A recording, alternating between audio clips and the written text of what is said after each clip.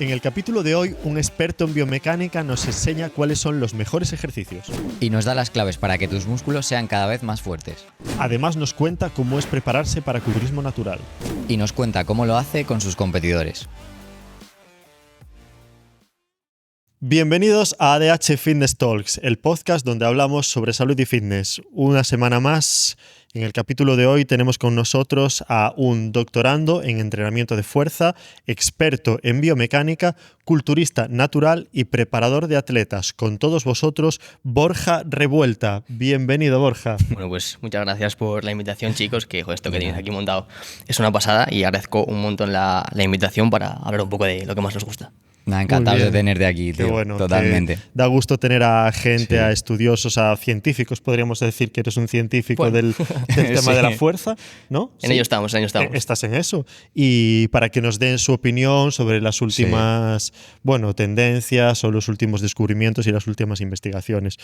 Borja, para presentarte un poco, aunque ya lo he hecho yo, creo que es un poco así tu currículum, pero cuéntanos un poco qué es lo que te llevó a dedicarte a todo este tema de la fuerza, de la biomecánica y de todo esto.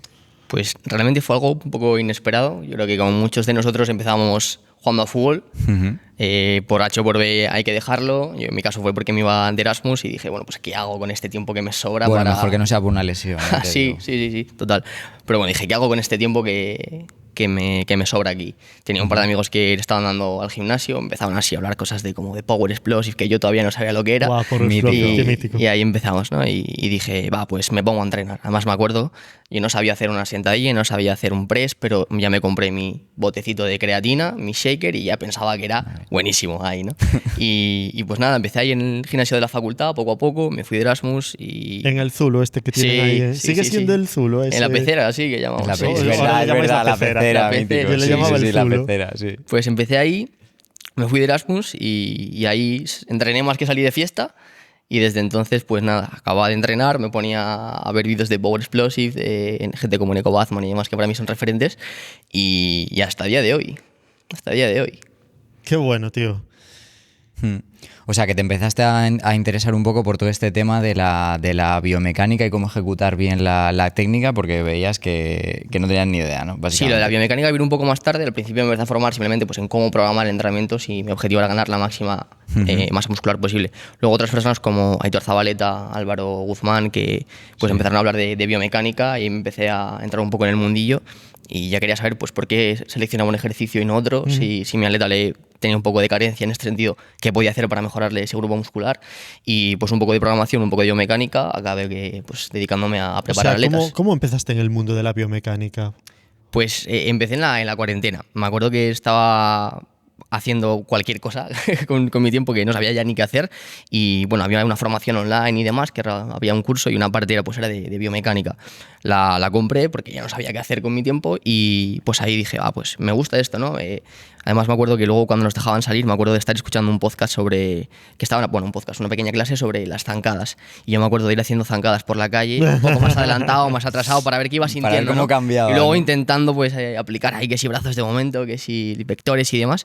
Y pues luego leer mucho, analizar muchas máquinas, equivocarme mucho y hasta el día de hoy, pues que sigo analizando máquinas cada día porque cada día salen máquinas nuevas, más interesantes y así fue un poco. Y a nivel un poco, o sea, con respecto a las máquinas, ¿qué es lo que analizas en plan? Porque me parece muy interesante. Pues miras cómo está el eje, cómo se pone el peso, si es de carga variable, o sea, porque al final no te lo llevas solo a cómo es la biomecánica del press de banca, que es lo que me parece interesante, o la sentadilla, que siempre pues se dice en plan, bueno, pues intenta que el peso vaya lineal, etcétera. ¿Cómo lo...? Ok, cuando hablamos de máquinas tenemos que saber que hay muchos tipos de máquinas, ¿no? Pues tenemos máquinas que son gravitacionales, que dependen de los discos y gravedad y listo, ¿no? O sea, un poco más sencillas, pero luego hay máquinas gravitacionales rotacionales, las que ya tienen un eje de rotación. Entonces ahí hay cambios en el brazo de movimiento externo. Luego también las hay que dependen de sistemas de polea. Algunas tienen poleas que simplemente redirigen y dependen del brazo de movimiento que se genere sobre la articulación, pero luego hay otras que lo complican un poco, y esto empezó Nautilus a hacerlo, si no me equivoco, que es un sistema que se llama sistema CAM, que básicamente pues, es una leva que en función de cómo sea la forma de esa leva, pues tendremos pues, un brazo de momento en diferentes zonas del rango de recorrido y eso modifica lo que se conoce como perfil de resistencia del ejercicio, ¿no? Y pues ahí vas analizando, pues, uno, cómo es el comportamiento externo de la máquina o de la polea o de lo que sea. y por otra parte, pues el comportamiento de nuestros músculos, que no todos nuestros músculos tienen la misma capacidad de aplicar fuerza, ni son capaces de aplicar la misma fuerza en una parte del rango de recorrido que en otra. Qué bueno. ¿Y cuáles dirías tú, bajo tu experiencia, que son las mejores o el mejor tipo de máquinas de todas las que has explicado? ¿Hablamos de concepto de máquina en sí o de marca? No, de concepto de marca. Pues yo creo que todas tienen cabida, no creo que ninguna sea mejor que otra, todas ofrecen sus cosas, pero bueno, si yo me tuviera que quedar con una, me quedaría con aquellas con las que pudiera jugar con el perfil de resistencia, quizá, que nos permiten, pues eso, generar más demandas en diferentes puntos, por si no ha quedado claro el concepto de perfil. O sea, con eso te refieres, por ejemplo, vamos a explicarlo un poco más. En un press banca, por ejemplo, ¿cómo lo adaptarías en referente a la máquina a un atleta o a otro? Ok. O sea, te refieres a una máquina que es un press. Es un press, que puedo ajustar la carga como yo quiera, sí, ¿no? Bueno, pues aquí tenemos, si hablamos de este tipo de máquinas, nos posicionamos hacia Prime, ¿no? Prime es una marca que lo que nos permite es, en función de dónde coloquemos la carga, que nos pese más abajo, hacia la mitad o hacia el final. Aquí deberíamos centrar un poco a entender pues qué evidencia hay sobre ese grupo muscular, cuál es la mecánica, que principalmente van a ser dos cosas las que analizaremos, ¿no? Por un lado, su brazo de momento interno. Esto básicamente hace referencia a la capacidad que tiene ese grupo muscular de generar rotación en una articulación. Cuanto mayor brazo de momento tenga en una parte, mayor mecánica va a tener. Pero solo es una parte de la ecuación. La segunda parte, o vamos a decir el otro 50% podría ser, sería lo que se conoce como relación longitud-tensión. La relación longitud-tensión hace referencia a los sarcómeros. Los sarcómeros es como la unidad contráctil del músculo, ¿no? Pues en función de cómo se dispongan esos sarcómeros, en donde trabajen dentro de ese grupo muscular, pues tendrán más capacidad de aplicar fuerza en estiramiento o tendrán muy poca de aplicar en acortamiento o trabajarán simplemente en la meseta y serán muy fuertes más o menos en todo el rango de recorrido. Entonces, atendiendo a esas dos cosas, cada grupo muscular tendrá unas preferencias, o más que preferencias, tendrá unas tendencias hacia donde tienes que ajustar el perfil. En el caso del pectoral, parece ser un grupo muscular que responde bastante bien al trabajo en estiramiento y a rangos intermedios, ¿no? En el acortamiento quizá no le va tan bien, porque en el pectoral pues lo que pasa es que al final del rango de recorrido, sobre todo la porción media y superior, sus sarcómeros se solapan tanto al final del rango de recorrido que entran en una cosa que se llama insuficiencia activa. Entonces, generar tantas demandas en ese punto no sería eficiente, porque el pectoral no es muy fuerte ahí. Entonces, mejor ofrecerle demandas en zonas donde pueda aplicar mucha fuerza, que va a ser en rangos intermedios, y luego pues en estiramiento, pues esa hipertrofia que se llama mediada por estiramiento, también va a ser una muy buena idea para trabajar el pectoral. Y esto ya nos lo da un press banca como tal, ya nos ofrece máximas demandas en estiramiento, pero con una carga variable pues podemos decidir, oye, pues en la primera serie voy a ajustar un poquito la carga para que sea un perfil más en campana, y la siguiente ya le puedo meter un poquito más en estiramiento, y también ir gestionando así un poco la fatiga que vas experimentando con el entrenamiento, ¿no? O sea, una máquina de aperturas, por ejemplo, que te genere mucha tensión en la parte primera del movimiento y luego te vaya disminuyendo la tensión a medida que vas cerrando, sería óptima, por ejemplo, para trabajar el pectoral. Alternativa. Eso es, sería una muy buena alternativa. Si aquí ya nos ponemos muy frikis, las aperturas tienen un problema, vamos a decir. No es un problema en sí, pero es algo que es una desventaja bajo mi punto de vista. Y es que lo hacemos con los brazos completamente extendidos, ¿no? El codo va completamente estirado. Sí. ¿Qué pasa? Que ahí se está generando no solo un brazo de momento sobre la articulación del hombro, sino también sobre la articulación del codo. Entonces, si tú llevas el codo completamente extendido, no solo estás recibiendo demandas tu pectoral, también estás recibiendo demandas tu bíceps, porque te quiere extender el codo a la carga y tú tienes que contrarrestar haciendo una pequeña flexión. Claro. Si además le sumas que el bíceps en ese punto va a estar en su máxima longitud, porque está extendido en el hombro y está extendido en el codo, y encima estás generando el pico de demandas en ese punto, igual el bíceps puede ser un factor limitante. No porque vaya a ser menos fuerte que el pectoral, pero igual por incomodidad. Además, quizá no te dejas tirar del todo el pectoral porque está muy, muy, muy estirado. Entonces, yo ahí lo que haría quizás sería flexionar un poquito los codos, o incluso lo haría entre poleas. Esas poleas que sean así un poquito más juntitas. Tal cual. Que ese ejercicio pues se le conoce, se le llama como Bayesian Flies, que bueno, desde fuera se puede ver como un press, pero el movimiento que hace el húmero, pues básicamente es el mismo. Yo lo noto más, de hecho, en ese. Interna. Cuando hago mucha apertura me pasa precisamente esto que dices tú, que lo noto mucho más en la parte del... distal del bíceps. Sí, distal del bíceps. Cerca del codo. Sí, en la parte distal, totalmente. A mí me pasa. Por eso yo, por ejemplo, en las máquinas de aperturas, ahí no tengo tanta fuerza. Qué bueno, qué interesante. Y a nivel de marcas, ¿con qué marcas te quedas tú? Bueno, es muy buena pregunta. Cada vez las marcas se están poniendo mucho más las pilas a hacer este tipo de cosas. Yo si tuviera que quedarme con una actualmente, para mí Prime es mi favorita, porque es la que permite jugar con estos perfiles de resistencia. También creo que el material que aportan es muy bueno, son máquinas muy robustas, pero creo que dejar de lado a máquinas como Atlantis, Arsenal, Gimleco, que lo está haciendo muy bien ahora también, creo que son también marcas muy interesantes, y seguro que me dejo muchas en el tintero. Qué bueno. Pero así de top, entonces diríamos Prime. Yo me quedaría con Y Prime. luego un escalón por debajo, tú pondrías a Gimleco, Sí, Gimleco, Arsenal, Atlantis también lo hace muy bien, Nautilus, por supuesto, sí. Cibex, sobre todo las máquinas un poquito más antiguas, son Sí. espectaculares. Sí, sobre todo las viejas, ¿no? Las, Sí, las sí, nuevas ya son otro rollo. Las nuevas, bueno, sí, van adaptando cosas y quizá no tienen la misma fluidez o las mismas características que tienen las antiguas. Por ejemplo, Flex también, la maquinaria de Flex también es antigua, ya no se hace y son piezas difíciles de encontrar. Sí. También, pues luego hay piezas de cada marca que son muy buenas, ¿no? Por ejemplo, la prensa, la hack pendular de Paramount también es una pieza muy cotizada, dicen que es muy buena. Yo no la he probado todavía. Joan Pradels la tiene en su casa, por ejemplo. Sí, ¿eh? Buah, pero yo Sí, creo sí, que esto sí. es como, o sea, es un mundo, vamos, Flipas, completamente. el coleccionismo de sabía. máquinas Sí, antiguas y no es te la puedes hostia. imaginar los precios que manejan ahí. Es la hostia. Ya. O Sí, sea, que porque hay además como son máquinas que o sea, están son máquinas- discontinuadas, que ya no se fabrican y que Eso es. conseguirlas en buen estado no es nada fácil. Eso es. Incluso supongo que también el negocio de la restauración de máquinas. Flipas. Sí, totalmente. Bueno, no tenía ni idea de esto. Me acabéis, Es un me acabéis de mundo, es un dejar submundo este. flipando. Ya ves. Joder. Y llevándolo un poco hacia mi terreno, o sea, a nivel biomecánico, no con respecto a las máquinas, sino más con la gente que está entrenando en el gimnasio, ¿qué errores identificas tú en la gente que entrena? En plan, pues por lo típico, pues cuando vas a sentadilla, valgo, cosas de este estilo, a tus atletas, ¿qué tipos de errores son los que ves más comunes? Pues a ver, nosotros yo lo que hago con mis atletas es siempre grabamos mucho, o sea, les pido muchos vídeos, ¿no? Y ahí pues hago un análisis en donde yo grabo la pantalla, Vale. les enseño cómo hacen ellos y les voy dibujando pues cosas que tienen que ajustar en su setup y demás. Yo creo que a nivel de cosas y errores, vosotros sabréis mucho más que yo porque estáis todo el día en el gimnasio Sí. y veréis barbaridades, ¿no? Bueno, a veces me tengo que morder la lengua. Pero sí, mira, sin ir más lejos, yo creo que un error y que es muy clásico es cómo calienta la gente, ¿no? Que llega rápidamente al gimnasio, coge unas mancuernas y se pone a hacer rotaciones Pero para trabajar se el calienta. manguito Sí. rotador. Sí, La hay que realidad es que calentar. eso hay que calentar. Yo no lo entiendo, Es un buen pero, debate, pero ¿eh? todo el mundo además cambiando, o Claro. sea, que calentando siempre el Haciendo hombro. haciendo ese Además ejercicio. lo hacen así Con que la no tiene, mancuerna, sí, y no claro. tiene ningún sentido encima. Y yo creo que se han perdido la clase de la gravedad, ¿no? Entonces Sí, ahí sí, realmente, para totalmente. que la gente lo sepa, y realmente lo que se está pasando es que la carga, lo que es la mancuerna, es una carga gravitacional, y eso quiere decir que siempre va hacia el suelo. Claro. Entonces tú lo que No estás hacia haciendo los es lados. un curl de bíceps isométrico y la carga no te está Sí. queriendo generar demandas hacia los lados, ¿no? Ahí tendrías sí. que irte a una polea y Totalmente. y ahí sería Una polea, poco- una goma. O ¿no? una Que es banda, como lo sí, hacemos, o una una banda banda, elástica. sí, sí. Y así calientas el rotador del hombro, si no, no. Sí. Y además que no siempre hace falta calentar el rotador del hombro, que yo siempre que veo a alguien calentando es el primer ejercicio que calienta Sí. a la gente. Sí. Aunque vaya a entrenar Hombre, sí, pierna, si vas por a hacer ejemplo. hip thrust, pues igual claro, te da un poco no hace igual. falta. Así hablando del tema del calentamiento y cómo hay que hacerlo y demás, hace no mucho, no me acuerdo exactamente quién fue el autor, pero sí que se publicó un paper que analizaba pues, cuál era la mejor metodología para empezar Sí. una sesión de fuerza, ¿no? Y se hablaba de que de cara a potencia, o sea, el objetivo que tiene el calentamiento es uno, que te lesiones menos y dos, que el rendimiento aumente, ¿no? Sí. Pues Literal. parece que eso lo consigues simplemente aproximando, Sí, haciendo tal unas buenas cual. aproximaciones. Para que la gente se entienda, aproximar es que si tu carga efectiva son 100 kilos, pues primero empiezas con la barra, le sumas X Tal carga, cual.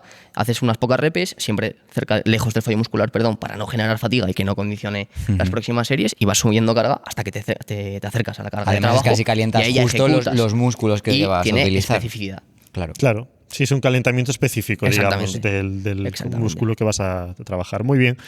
Vale, y por ir cambiando un poco de tema, creo que ya hablamos de los errores, ¿no? Que comete Sí. así la gente. Pero tú, ¿cuáles dirías que son los ejercicios malditos, biomecánicamente hablando? Joder, pues no sé si esto le gustará, la respuesta le gustará a la gente, porque es una respuesta un poco, no vacía, pero es que no hay ejercicios malditos. No hay, creo que no, ¿No? bajo mi criterio, creo que no hay ejercicios malos. Simplemente hay contextos bajo los cuales no son adecuados. Vale, o sea, yo estoy imaginándome ahora el típico que antes se hacía mucho, Jalón jalón tras tras nuca, nuca. ¿no? Bueno, Es sí. que tal cual. Pues hasta jalón tras nuca es bien, entonces. O sea, si tú tienes una capacidad de rotar el hombro de manera externa en la que no haya molestia y puedes ejecutarlo ahí, perfecto. Ahora bien, a nivel de riesgo-beneficio, tampoco te va a aportar mucho o no va a aportar nada diferente al dorsal un respecto a jalón hacerlo por delante. frontal. Sí, hacer el mismo jalón, el mismo plano frontal, pero por delante de la cabeza. No tienes que forzar el hombro a una rotación externa, que no tiene por qué llevarte a ninguna lesión. Pero que tampoco te aporta nada. Exactamente, el coste riesgo-beneficio Claro. no te aporta, no te da más beneficio, ¿no? Eso es. Y este que se hacía mucho antiguamente en los gimnasios, que era como twist, creo que se llamaba, que era como una plataforma giratoria, tú te agarrabas y rotabas para trabajar los oblicuos. ¿Sabéis cuál os Sí, digo? igual sí, ya me acuerdo. Clásico que están en los parques de clásico abuelas también. Yo he tenido pacientes mayores precisamente por esos parques que me llegan lesionados en la... Sí, me dicen, no, es que fui al parque, hice eso y se hace daño a la gente. No es nada. Pero yo creo que el No tiene problema no está en el sentido esa ejercicio, rotación. el problema está es que lo está haciendo una población que probablemente no esté expuesta al ejercicio. Que no tiene control y neuromotor, además, claro, claro. esas máquinas que también están expuestas a las inercias. Si metes mucha inercia, Claro. la misma inercia que haces hacia el lado tienes que contrarrestarla hacia el otro. Exacto. Entonces se generan picos de demandas muy altos para gente que casi ni siquiera se mueve. Además Entonces, es que el no problema tiene es el ejercicio. resistencia, no tenía resistencia tiene esa Claro, máquina. depende Si del fuera del momentum, de la inercia que Claro, generes. totalmente. ¿Y así ejercicios o grupos musculares que veas tú que son más difíciles de trabajar a nivel biomecánico, pues tipo deltoides posterior o cosas así, cómo lo integras dentro de tus planes? Yo creo que si hay una zona difícil o más Sí. difícil de trabajar, si yo tuviera que decir una, diría la espalda, ¿no? ¿Por qué? Pues porque la espalda son muchos grupos musculares, Sí. ¿no? Tú cuando haces un empuje, quieres trabajar el pectoral, no hay ningún otro grupo muscular que quiera hacer la aducción de hombros, solo va a hacer el pectoral. Pero en la espalda tienes el dorsal, tienes redondos, tienes trapecio, entonces son muchos grupos musculares que tienes que desarrollar. Y todos esos grupos musculares hacen funciones distintas. Y en función de cómo ejecutes, cómo te destapes y qué ejercicios escojas, trabajarás unas zonas u otras, ¿no? Entonces, ya no solo es que hay muchos grupos musculares, sino que además el dorsal tiene diferentes regiones. Sí. Entonces, cada región va a tener más mecánica en ciertos planos y con ciertas demandas. Entonces, hacer una correcta selección de ejercicios va a ser clave, pero también lo va a ser cómo ejecutes. Y ahí es donde entra el papel del preparador, ¿no? De hacer las correcciones al Sí, atleta me para parece que... fundamental. Y luego la alineación. Con alineación me refiero a que las demandas no estén generando demandas en otros grupos articulares que no te interesan y que pues alineen lo mejor posible con el grupo muscular objetivo. Por ejemplo, cuando trabajamos en una polea, hacemos un remo, es muy habitual ver que el cable, que es la alineación de la fuerza, no se alinea con el antebrazo. ¿Esto qué quiere decir? Que probablemente se estén generando no solo demandas sobre el hombro, que tiene que solventar el dorsal, Claro. sino que también tiene Sobre que la demandas muñeca. sobre los flexores de codo, en este Claro, caso. claro. Entonces, Bíceps, como el cable te pasa braquial y por demás, dentro, se claro. genera un brazo de momento y ese brazo de momento lo tiene que solventar alguien. Esas fuerzas las tiene que solventar alguien. Y en este caso, los flexores de codo. Entonces, trabajar también con esa alineación es importante. Lo mismo en los presses. Asegurarte de que no se esté llevando todo el trabajo tu tríceps porque utilizas un agarre muy cerrado. Todos estos detalles Claro. pues también van a tener un impacto en las adaptaciones que vas a estar generando. Qué bueno. Y que tienes que controlar. O sea, ¿tú cuáles dirías que son los ejercicios así que se trabajan peor? Yo diría tracciones. De los que ves. Las tracciones. Las tracciones, sí. sin Peor duda. que los empujes. Es que un empuje mal hecho, seguramente el estímulo acabe yendo al pectoral o algo, se reparte un poco más. Pero trabajar el dorsal bien, yo creo que es un poquito más complicado. Estaba pensando en una sentadilla. Una sentadilla sentadilla. mal hecha también es bastante común. Sí, una sentadilla mal hecha también es bastante común, desde luego. Sí, pero dirías que más los de Yo- tracción. Claro, o sea, pero tú te refieres yo me un refiero a un poco- público, claro. a un público más de culturismo. Ya. Sí. Sí, por lo general la gente, pues sí, movimientos básicos la gente no los sabe hacer, probablemente tampoco. Ajá. Pero hablando de población específica ya a nivel de culturismo, creo que la espalda Sí. quizás es lo más complicado de Claro, trabajar. porque además siempre como que los rotadores y demás, pues me estoy imaginando por redondo mayor, menor, toda esa parte de romboides, tampoco es muy fácil trabajarla de forma selectiva. Claro. Entonces al final tienes que alinear mucho, o sea, entiendo Eso lo que es. dices, tienes Claro. que alinearlo mucho con los vectores de fuerza que haces para que se activen más. Claro. Y por poner un ejemplo, o sea, con el dorsal ancho, ¿qué 3 o no sé 4 ejercicios dirías para trabajarlo de forma completa? Muy bien, buena pregunta. Pues hacemos un pequeño repaso a nivel mecánico del dorsal. ¿Vale? El Venga. dorsal Vale. principalmente se encarga de dos funciones. Trabaja en el plano frontal, que hace una aducción del húmero, y trabaja en el plano sagital, que hace una extensión de hombro, ¿no? Entonces, yo me centraría primero en que haya un movimiento, al menos en ambos planos. Priorizaría siempre el plano sagital porque en el plano frontal igual hay algún que otro más competidor en ese movimiento. Entonces, yo creo que un jalón en el plano frontal, como puede ser un jalón prono en polea, puede ser una muy buena alternativa. Además, esa va a atacar un poco más a la región inferior del dorsal. Prono, ¿eh?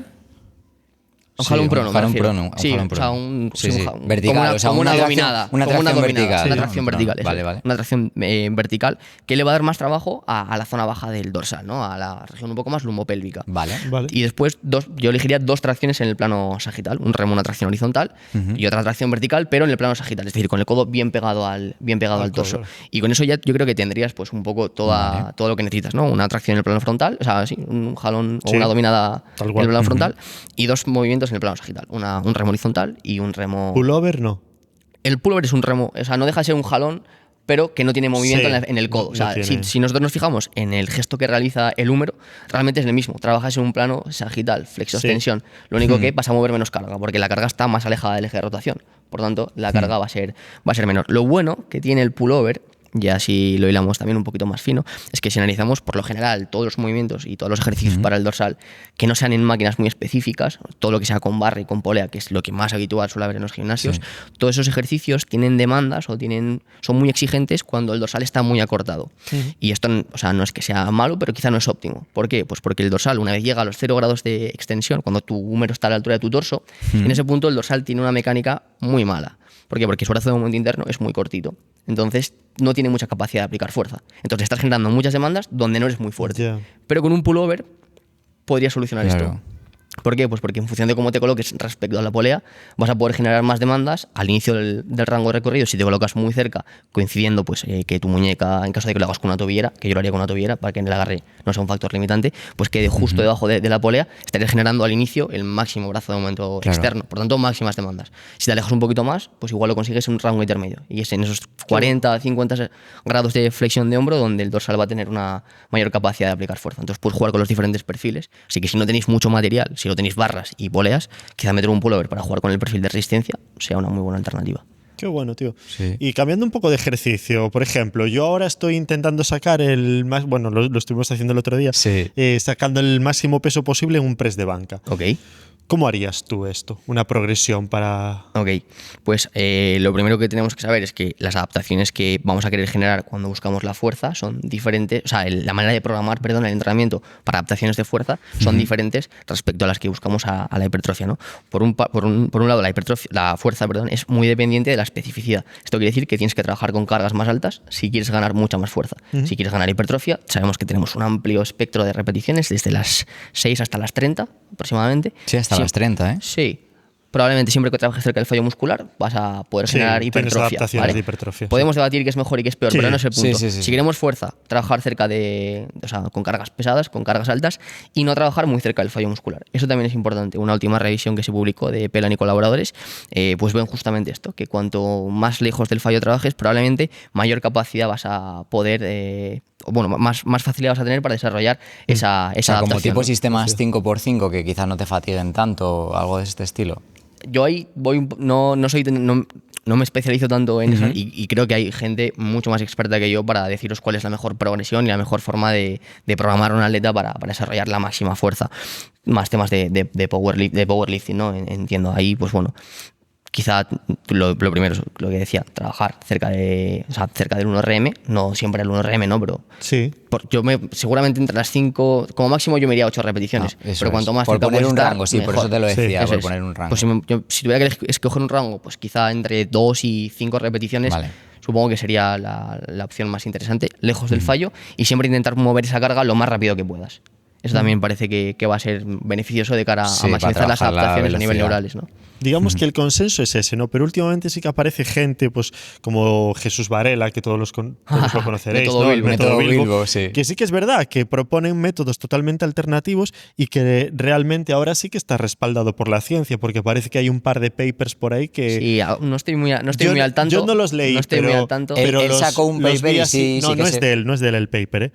Es de un estudio que hicieron Sí. unos investigadores usando su método. ¿Ah, sí? Sí. Ah, vale, Y vale. No sé exactamente cómo fue, pero yo sí que sé tampoco que hubo algo de claro, eso. ni conozco el universo de gente que hizo ese estudio, pero sí que avalan bastante el método Bilbo y viene un poco realmente a contradecir lo que sí que sabemos todos, ¿no? O creemos todos que estás diciendo tú de entrenar cerca del 0RM. Yo también pienso para que tener puede las ser máximas adaptaciones de fuerza. un poco por la especificidad, es decir, tú te especializas un poco en ese movimiento y al final acabas mejorando. Y sí que es cierto que la demanda, pues, o sea, le metes más volumen a ese ejercicio. Entonces al final Eso es cierto. Puede que estés metiendo un mayor volumen. le metes volume más, load es más mayor volumen puedes- y a nivel, yo lo llevo al plano neuromuscular. A nivel neuromuscular tú luego generas más adaptaciones. Tú estás generando esa especificidad en ese movimiento, entonces al final, el día que estés más descansado, si llevas un volumen mayor y estás descansado, evidentemente, pues vas a mejorar tu RM de press de banca. A ver, los resultados. Está claro. A él no le ha ido mal. No le han ido mal. No le ha ido mal, Hostia, pero si no. nos regimos a lo que propone la evidencia científica, Ya. yo trabajaría con cargas pesadas, lejos del fallo y moviéndolo a la máxima velocidad intencional. Vale, o sea, explosivo. Sí. Tienes que sacarla Sí. rápido. Vale, perfecto. La fase concéntrica. Sí, fase concéntrica. Vale, pues cambiando un poco de tema, si queréis, nos movemos al tema ya del culturismo natural, ¿no? En el que también eres experto. Bueno. Cuéntanos un poco, ¿qué te llevó a dedicarte al culturismo natural? Pues, ¿Y por qué el culturismo natural? Pues la realidad es que también fue algo que surgió un poco de la nada. O sea, hay gente que ahora empieza justo porque quiere competir. Yo empecé, ni siquiera sabía que se podía competir. Yo empecé a entrenar pues porque, te dije, tenía que llenar mi tiempo y me acabó gustando. Y bueno, pues a medida que fui adentrándome un poquillo más en el mundo, me acuerdo que un día me salió una publicación de un competidor y yo dije, una mierda, este tío es natural. Ya, no puede ser, ¿no? Y sí que es natural porque encima ahora es amigo mío, él se llama Adri Airlines y desde que vi ese físico dije, hostia, lo que se puede conseguir aquí es mucho mayor de lo que yo me pensaba, ¿no? Vi que se podía competir, que encima había federaciones naturales y eso pues me llevó en un momento a decidirme por competir, pero fue una consecuencia y no un fin. ¿Y qué diferencia crees tú que hay entre prepararse para una competición de culturismo natural y una no natural? Pues a ver, en lo que se refiere al uso de sustancias externas, no tengo ni idea, nunca las he estudiado y tampoco es algo que me llame la atención ahora mismo. Interesa. Y entiendo que, pues bueno, por una parte habrá que jugar con esas cosas, que desconozco cómo se hace, pero luego el objetivo es el mismo, salir lo más condicionado posible, perdiendo la menor cantidad de masa muscular. Entonces, pues generar un déficit calórico, entrenar muy fuerte y que eso se alargue en el tiempo y gestionarlo lo mejor posible, saber cuándo hacer los ajustes, saber cuándo modificar las variables del entrenamiento y pues cuando hacer algún tipo de estrategia que pueda facilitarle un poco la preparación al competidor. Pero sí que se sigue como un patrón parecido, o sea, una fase igual, de volumen, ¿no? O sea, y luego una fase se hace igual, los tiempos son diferentes. Vale. Los tiempos son diferentes por una razón muy sencilla y es que el riesgo que tiene un atleta natural de perder masa muscular es mucho mayor durante una etapa de déficit. Entonces nosotros lo que tenemos que buscar es que para minimizar para que esas semanas sean, repito, o sea, la diferencia está en que un atleta natural necesita que sus preparaciones sean un poco más largas. Vale. Por una razón muy sencilla, y es que necesitamos asegurarnos de que perdemos la menor cantidad de masa muscular posible. Vale. ¿Cómo conseguimos esto? Pues generando un déficit menos agresivo, ¿vale? Lo que se conoce como rate of loss o ROL.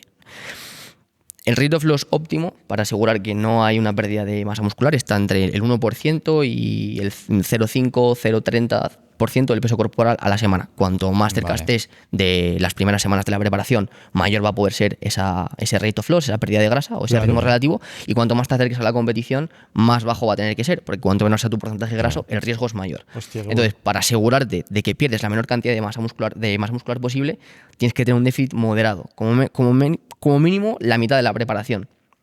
Entonces eso hace que los tiempos sean un poquito más largos. También entiendo que el volumen es un poco menos agresivo, quizás, también. Sí, bueno, hay gente que sigue haciendo el volumen como le apetece y se siguen poniendo ceporros, pero sí, algo que va a condicionar la duración de esa preparación es el punto de partida. Eso es. Entonces te interesa que el volumen sea lo más limpio posible, sin obsesionarte con que no te tapes, pero sí que también que ese ritmo de ganancia no sea tampoco un ritmo de ganancia muy, muy grande, que estés ganando 1 kilo a la semana. Porque, uno, el volumen va a ser poco productivo. Claro.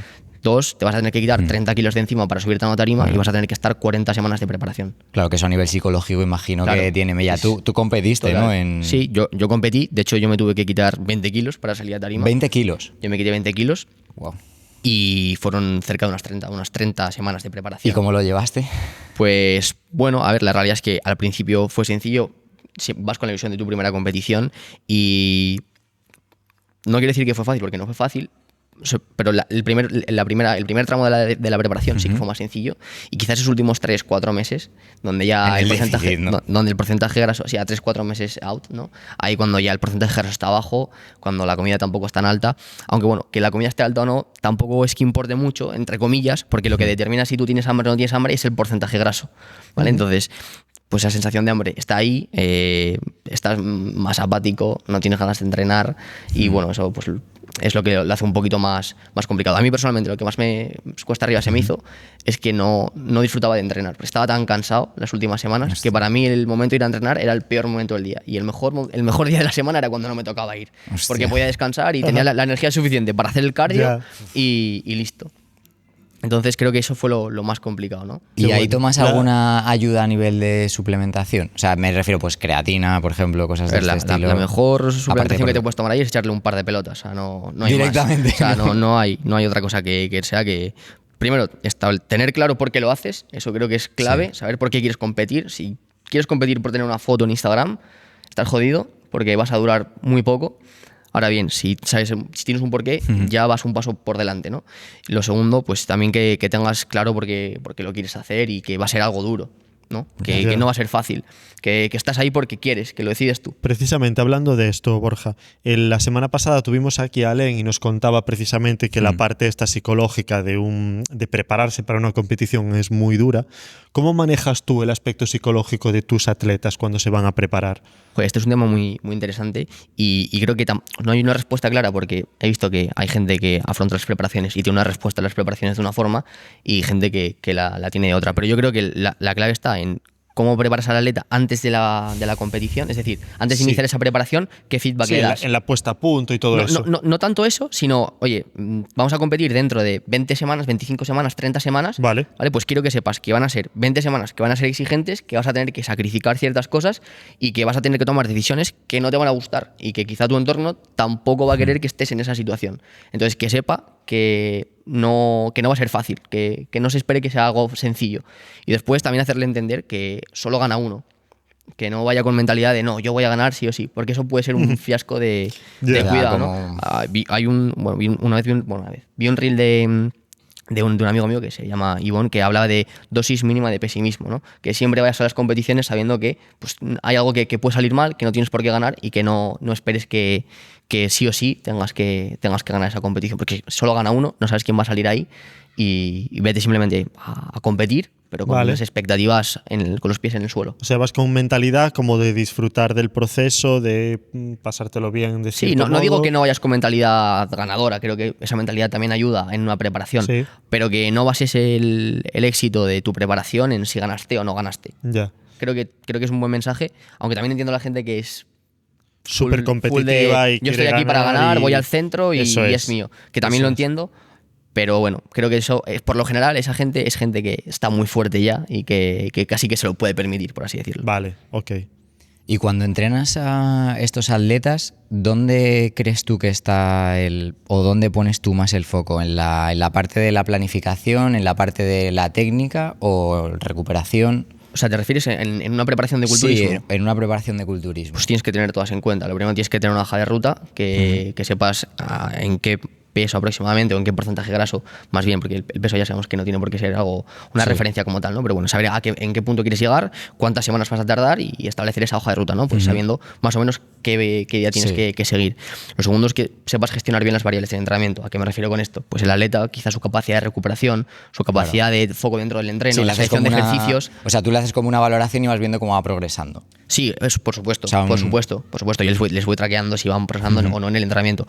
Me refería más dentro de una preparación, ¿no? Pues a medida que avanzan las semanas, pues el déficit se incrementa, sumas semacidad en estado de déficit calórico, tu porcentaje de graso es menor, por tanto, eso hace que a nivel de tasa de recuperación, de ganas de entrenar y de capacidad de tolerar volumen, vayas disminuyendo poco a poco. Claro. Entonces tienes que ajustar esas variables para que puedas seguir progresando o por lo menos no perdiendo mucho rendimiento y sabiendo que pues, un exceso de fatiga puede ser perjudicial no solo para la preparación, sino para él. Sí, claro, ahí te toca ir jugando o sea, que entiendo que al final no es una, sino que tú vas como fluctuando. Entonces, en plan, bueno, pues ahora tengo que priorizar un poco la recuperación del atleta, luego la carga. A lo largo del mesociclo, pues vas viendo cómo van fluctuando las tendencias a nivel de rendimiento y vas ajustando, pues vas pisando más o pisando menos el acelerador en función del momento de la preparación. Pero al final de la preparación nunca vas a poder pisar muy fuerte el acelerador.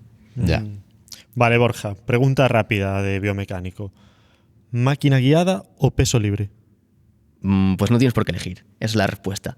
De hecho, hace poco también volvió a salir, hay una revisión sistemática, creo que, no sé si tiene metaanálisis, pero sí que hay revisión sistemática, volvió a salir un paper hace poco que justamente comparan estas cosas, ¿no? Oye, ¿qué pasa si cojo a un grupo de personas, les digo que entrenen con peso libre y cojo otro grupo de personas para y hipertrofia? Sí. Y ese mismo ejercicio lo hago de manera guiada, ¿no? Pues un press o una sentadilla.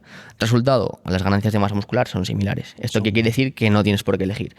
Consejo o el mensaje es que no le atribuyamos características mágicas o poderes sobrenaturales a las barras y a los discos pensando que van a ser mejores que una máquina, ¿no? La clásica de, no, las barras construyen masa muscular y las máquinas dan detalles. No hacen nada. Claro. O sea, la realidad es que nuestros músculos no entienden ni de máquinas, ni de discos, ni de poleas, entienden de fuerzas. Esas fuerzas tienen que solventarlas, eso va a generar una respuesta interna a nivel mecánico que va a desencadenar una adaptación. Sí. Y a él le da igual que sea una barra que una mancuerna, que una polea. A ver, sí que es verdad que con los pesos libres, aparte de trabajar el grupo muscular en el que te estás enfocando, sí que tienes más trabajo, ¿no? De estabilizadores, sinergistas, Sí. que son músculos que en una máquina más guiada no trabajan tanto. Quizá no trabajan tanto, pero lo que te tienes que preguntar aquí es lo siguiente. ¿Tú quieres trabajar los estabilizadores o quieres trabajar el grupo muscular objetivo? Yo quiero trabajar el músculo objetivo. Y si con una máquina voy a poder trabajarlo de manera más directa sin que haya otros factores que puedan generar ruido, pues mejor que mejor. De hecho, un peso libre no tiene por qué ajustarse a lo que tú buscas. Ponemos el ejemplo con un patrón de sentadilla. Claro. Una persona con fémures larguísimos que quiere trabajar los cuádriceps no puede mantener una verticalidad, va a generar un mayor brazo de movimiento sobre la cadera que sobre la rodilla. Correcto. Entonces, sí, estás haciendo una sentadilla, pero si quieres mejorar el cuádriceps, no lo estás consiguiendo. Vas a mejorar el glúteo y los aductores. ¿Quieres mejorar los cuádrices? Vete a una sentadilla hack squat, Entonces vete a una mejor una pendular. máquina, ¿no? Vete a una máquina. ¿Por qué? Porque vas a poder adaptarla mucho mejor. Tú una pendular puedes Lo ajustar la aíslas posición de mucho la más. plataforma. Claro. Vas a poder ponerla más adelante, más atrás, más inclinado, menos inclinado, en función de tu dorsiflexión, lo que sea. Entonces, Total. uno, tienes más adaptación a tus estructuras, vas a poder determinar que el factor limitante sea el grupo muscular que quieres que trabaje. Claro. Y la sobrecarga progresiva es exactamente igual. O sea, tú puedes meterle kilos a una jaca y a una pendular que te vas a cansar antes de maxearla. Vale, tío, Total. y por ir cerrando ya, pregunta rápida, ¿qué opinas del panorama del culturismo natural en España? Pues creo que el culturismo natural tiene una proyección increíble. De hecho, ahora en unas semanas me voy a Sevilla al Nacional, a ver el Nacional de WNBF, y el nivel que hay es terrible.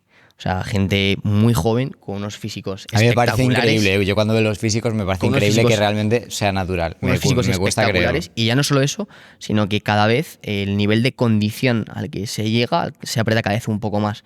Entonces, ahora ya esa gente no solo que está muy fuerte, sino que además está muy seca. Entonces, el nivel está subiendo muchísimo, haciendo que también pues la exposición en redes sociales dé lugar a que un montón más de gente quiera practicarlo. Y eso es lo que está haciendo que cada vez se hagan más bestias o gente con una genética abrumadora que, Ya ves. que con 18 años que ganan competiciones. Joder. Qué barbaridad. Sí. Y yo quería hacerte una pequeña pregunta sobre lesiones, ya Ok. llevándotelo al campo a mi campo. ¿Qué lesión identificas tú que hay más en el culturismo o que veas tú a tus atletas? Así. Yo creo que hay dos claves, que son la rodilla y el hombro. Sí, ¿no? Son las Sí, tal clásicas. Y bueno, pues ahí yo creo ¿Cómo que las manejas? Si...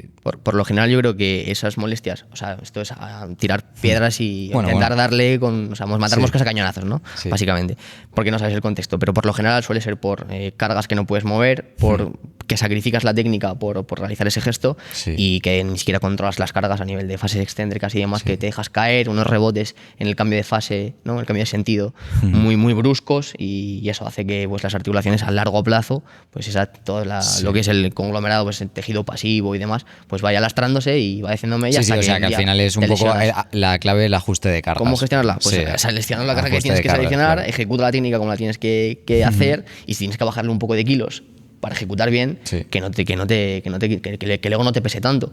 Volvamos a lo mismo, el músculo, da igual si hay 100 o 200 Sí, sí, el kilos. músculo al Si final tú trabajas, es estás dando tonto. un estímulo mecánico y estímulo Total. mecánico va donde tiene que ir, pues va a ser mucho más eficiente que meter más carga. Porque ya por último, la tensión mecánica no depende de la carga. La tensión mecánica es el mecanismo principal o el driver principal a nivel fisiológico de que desencadenen todos esos procesos anabólicos a nivel de síntesis proteica, ¿no? Proteicas, ¿eh?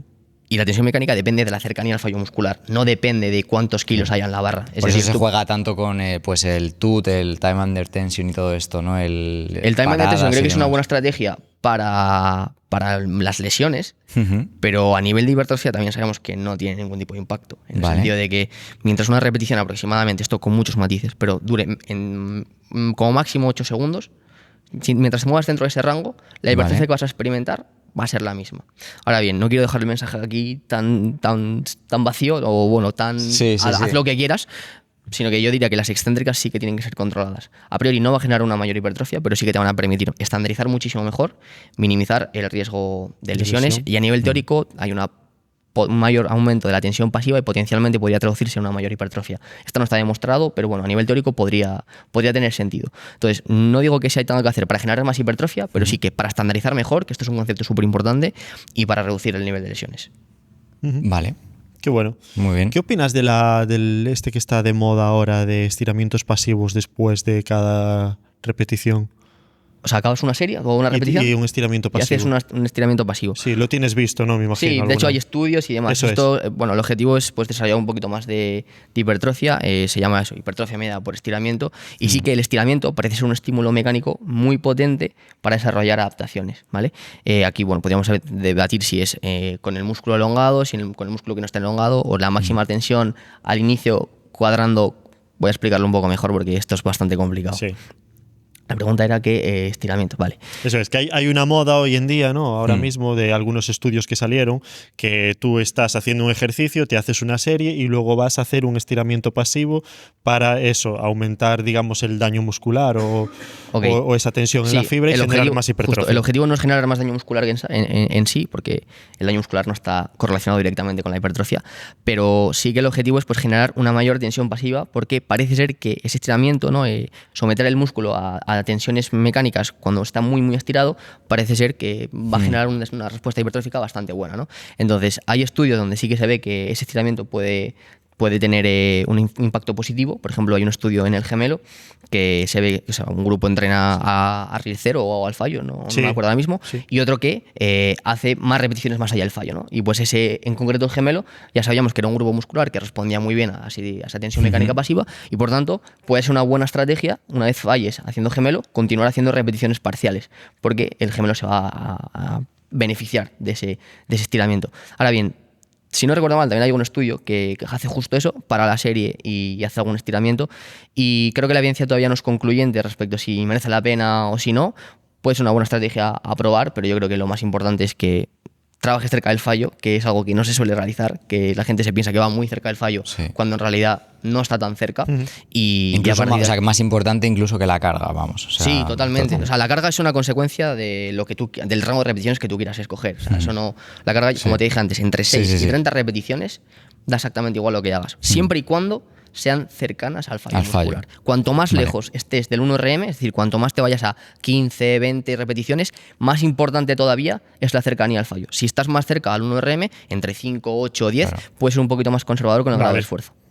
Entiendo. Qué bueno, qué buen consejo, tío. Sí. Y hablando de consejos, ¿qué consejo le darías a un entrenador así que está empezando en el tema, que está empezando a llevar gente y que quiere aprender más sobre biomecánica? ¿Algún libro, algún estudio? Pues algo? yo creo que lo mejor que te puedo recomendar es el curso en el que yo soy profesor, que bueno, es un curso de culturismo natural que, bueno, que se lanzó hace nada, hicimos la primera edición. Ahora justo va a empezar la segunda, así que igual están a tiempo de entrar en función de cuando salga el podcast. Y es un curso de culturismo natural, donde por una parte tenemos a Diego Bernardí, que es un crack de la nutrición y da el apartado de la nutrición. Después estoy yo, que doy toda la parte de hipertrofia. Ahora vamos a incluir un módulo de programación y toda la parte de biomecánica, analizando la mecánica de cada grupo muscular, las máquinas, etc.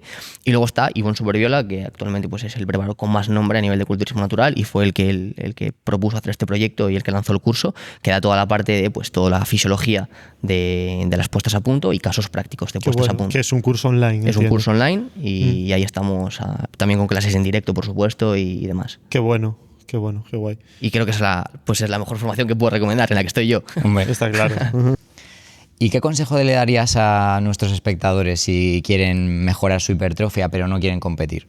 Pues yo, en primer lugar, te diría que selecciones ejercicios que te gusten, ¿vale? Porque siempre hablamos de cuál es el ejercicio más óptimo para esto, para lo otro, pero la realidad es que lo más óptimo es la adherencia. Entonces selecciona ejercicios que te gusten, asegúrate de trabajar cerca del fallo muscular, intenta trabajar cada grupo muscular entre aproximadamente 2 veces a la semana, y come la suficiente comida sin excederte. Perfecto. Claro. Muy bien, qué buenos consejos, Borja. Hemos aprendido un montón. Creo que ha sido un podcast muy interesante. Muchas gracias. Muchísimas gracias por estar aquí en nuestra casa. Por invitarme, que lo que dije al inicio, estáis construyendo algo impresionante. De hecho, creo que lo vais a ampliar y meter un montón más de material. Así que todo pinta espectacular y os felicito porque el trabajazo es impresionante. Muchísimas gracias. Para nuestros espectadores que quieran conocer un poco más de ti, bueno, ya dijiste el tema del curso que estás dando, pero cuéntanos dónde pueden ver más de tus... Pues yo principalmente estoy divulgando por redes sociales, en Instagram. Es cierto que a veces subo algún TikTok de cómo es mi día a día. Yo la preparación la conté por ahí un poco, Vale. pero bueno, principalmente estoy en Instagram y eso, de vez en cuando esporádicamente. Y si me, ¿Cómo si es tu me acuerdo, Instagram? Borja_RL. Vale, perfecto. Pues lo dejaremos Allí aquí. allí nos vemos. Cualquier cosa, cualquier duda que tengan sobre lo que habéis escuchado ahora, ahí estoy. Perfecto, tío. Pues muchísimas gracias por estar Sí, aquí. muchas gracias. Y Gracias a todos a vosotros. vosotros, como siempre, nos vemos la semana que viene con Sí. más invitados espectaculares como Borja Revuelta.